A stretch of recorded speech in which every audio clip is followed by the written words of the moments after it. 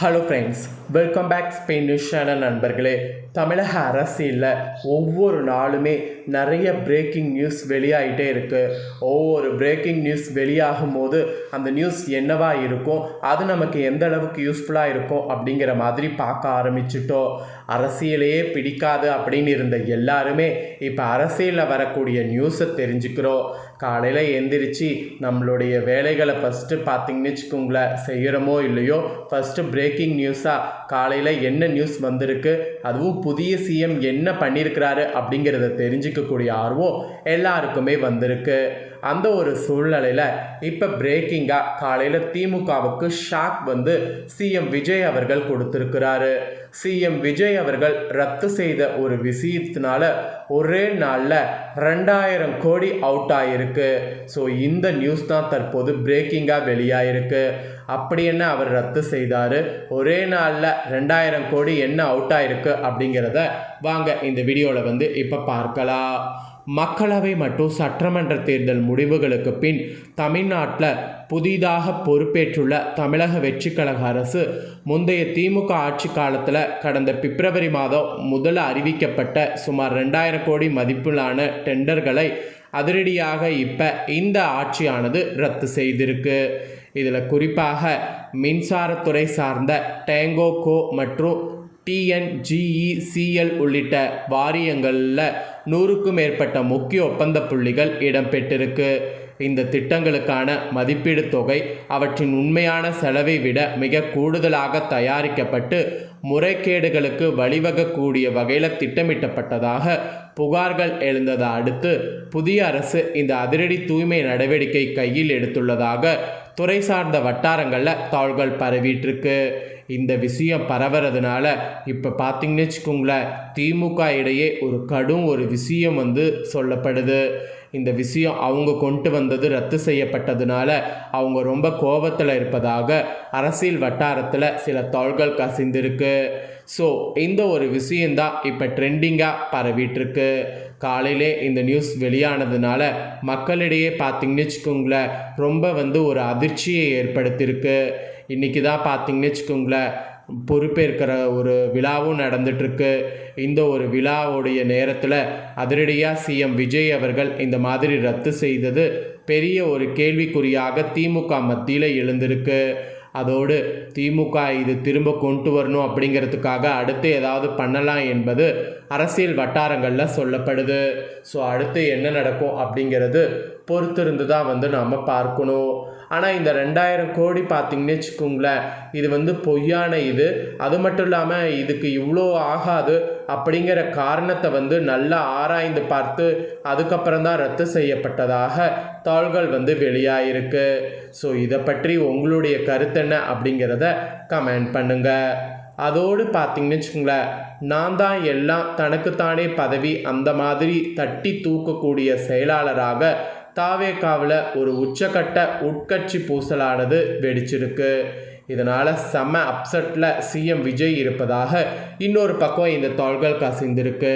So அது என்ன அப்படிங்கிறதையும் வந்து உங்ககிட்ட ஷேர் பண்ணுறேன். அந்த ஒரு நியூஸையும் இந்த வீடியோவில் வந்து தெரிஞ்சுக்குங்க. திண்டுக்கல் சட்டமன்ற தொகுதியில் தமிழக வெற்றி கழகத்தின் சார்பில் போட்டியிட்ட தோல்வியடைந்த நசீர் ராஜா என்பவர் நேற்று முன்தினம் மாலை தனது ஆதரவாளர்களோடு திண்டுக்கல் மாநகராட்சி அலுவலகத்திற்குள் சென்றுள்ளார். அங்கு மாநகராட்சி ஆணையர் செந்தில் முருகனை நேரில் சந்தித்து பூங்கொத்து கொடுத்து வாழ்த்து தெரிவித்தார். இந்த சந்திப்பின் போது தாவேகா கட்சியின் முக்கிய பொறுப்பாளர்கள் சிலரும் அவரோடு உடனிருந்தனர். இந்த சந்திப்பு குறித்து நசீர் ராஜா தனது சமூக வலைத்தள பக்கத்தில் பதிவு ஒன்றை வெளியிட்டிருக்கிறார். அதில் தமிழக வெற்றி கழகத்தின் சார்பில் மாநகராட்சி ஆணையாளரான மாநகர செயலாளர் மற்றும் வார்டு செயலாளர்களோடு இணைந்து மரியாதை நிமித்தமாக சந்தித்ததாக குறிப்பிட்டிருந்தார். மேலும் திண்டுக்கல் மாநகர பகுதிகளில் உள்ள அனைத்து வார்டுகள்லையும் கழிவுநீர் கால்வாய்களை தூர்வாரவும் தேங்கி கிடக்கக்கூடிய குப்பைகளை அகற்றவும் பொதுமக்களுக்கு தினந்தோறும் குடிநீர் வழங்கவும் கோரிக்கை மனு அளித்துள்ளதாக கூறியிருந்தார். இதற்கு ஆணையரும் உரிய நடவடிக்கை எடுப்பதாக தங்களுக்கு உறுதி அளித்ததாக அவர் பதிவிட்டிருந்தார். நசீர் ராஜா தன்னை தாவேகா மாநகர செயலாளர் என குறிப்பிட்டிருந்த அந்த பதிவை வெளியிட்டிருந்த நிலையில் இதற்கு மறுப்பு தெரிவித்து தாவேகா கிழக்கு மாவட்ட செயலாளர் தர்மராஜ் நேற்று அதிரடி அறிக்கை ஒன்றை வெளியிட்டிருந்தார். அந்த அறிக்கையில் தமிழக வெற்றி கழகத்தின் பெயரை பயன்படுத்தியோ மாநகர மாவட்ட செயலாளர் என்கின்ற அறிவிக்கப்படாத போலி பதவியை கூறிக்கொண்டு திண்டுக்கல் அரசு அலுவலகங்கள், காவல் நிலையங்கள் மற்றும் கழக தோழர்களிடம் தேவையற்ற குழப்பங்களை சில நபர்கள் ஏற்படுத்தி வருகிறார்கள். அதோடு மாநகர மாவட்ட செயலாளர் என்ற பொறுப்பை தலைமை கழகம் இதுவரை யாருக்கும் அறிவிக்கவில்லை என்று அவர் திட்டவட்டமாக தெரிவித்திருந்தார். மேலும் கட்சிக்கு விரோதமாக செயல்படக்கூடிய இது போன்ற நபர்களை அரசு அலுவலர்கள், காவல்துறையினர், கட்சியின் நகர நிர்வாகிகள் மற்றும் பொதுமக்கள் யாரும் நம்ப வேண்டாம் என்றும் மாவட்ட செயலாளர் தர்மராஜ் தனது அறிக்கையில் தாழ்மையோடு கேட்டுக்கொண்டார். தலைமை கழகம் தாராத ஒரு பதவியை தனக்கு தானே நசீர் ராஜா சூட்டி கொண்டதோ, அதனை மாவட்ட செயலாளர் பகிரங்கமாக அறிக்கை விட்டு மறுத்திருப்பதோ திண்டுக்கல் தாவேகாவினரிடம் தற்போது அதிர்ச்சியை ஏற்படுத்தியிருக்கு. இந்த விவகாரம் கட்சியில் உட்கட்சி பூசலை வெளிக்காட்டுற விதமாக அமைந்திருப்பதாகவும் ஒரு அதிருப்தி இப்போ ஏற்பட்டிருக்கு. இந்த அதிருப்தி விஷயத்தை சிஎம் சாருக்கு கொண்டு போனதாக சில தாள்களும் வெளியாயிருக்கு. இதில் கடுப்பாகி இருப்பதாகவும் தாள்கள் வெளியாயிருக்கு. ஸோ இந்த ஒரு விஷயமும் பார்த்திங்கன்னு வச்சுக்கோங்களேன், இப்போ நியூஸில் வெளியாகி ட்ரெண்டிங்காக பார்த்திங்கன்னு வச்சுக்கோங்களேன் போயிட்டுருக்கு. அது மட்டும் இல்லாமல் என் சொந்த வீட்டிலே எதிரி அப்படிங்கிற மாதிரி திமுக குடும்பங்கள்லேயே விஜய் படம் தான் பார்த்திங்கன்னு வச்சுக்கோங்களேன் இருக்குது அப்படிங்கிற மாதிரி மேடையிலே குமுறி கொட்டி இருக்கிறாரு முன்னாள் அமைச்சர். இந்த ஒரு நியூஸும் இப்போ ட்ரெண்டிங்காக போயிட்டுருக்கு. சமீபத்தில் நடந்து முடிந்த சட்டசபை தேர்தலில் மதுரை மாவட்டத்தில் திமுக கூட்டணி சந்தித்த கடுமையான தோல்வி அக்கட்சியினரிடையே பெரும் அதிர்வலைகளை ஏற்படுத்தியிருக்கு.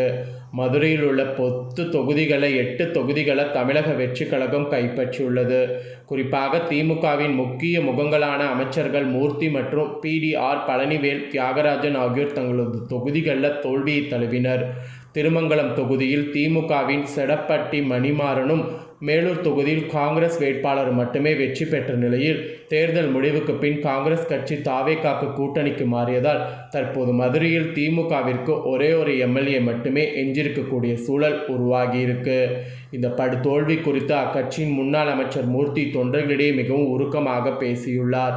இந்த தேர்தல் தோல்வி தங்களுக்கு ஒரு மிகப்பெரிய பாடம் கற்பித்துள்ளதாக குறிப்பிட்ட அவர், நாம் எப்போதும் போல அதிமுகவை மட்டுமே பிரதான எதிரியாக நினைத்து தேர்தலை எதிர்கொண்டோம் என்றும், ஆனால் ஆன்லைன் மூலமாக அமைதியாக அரசியல் செய்த தாவேகாவின் அலை மற்றும் வியூகத்தை சரியாக கணிக்க தவறிவிட்டோம் என்றும் தனது உரையில் வெளிப்படையாக ஒப்புக்கொண்டுள்ளார்.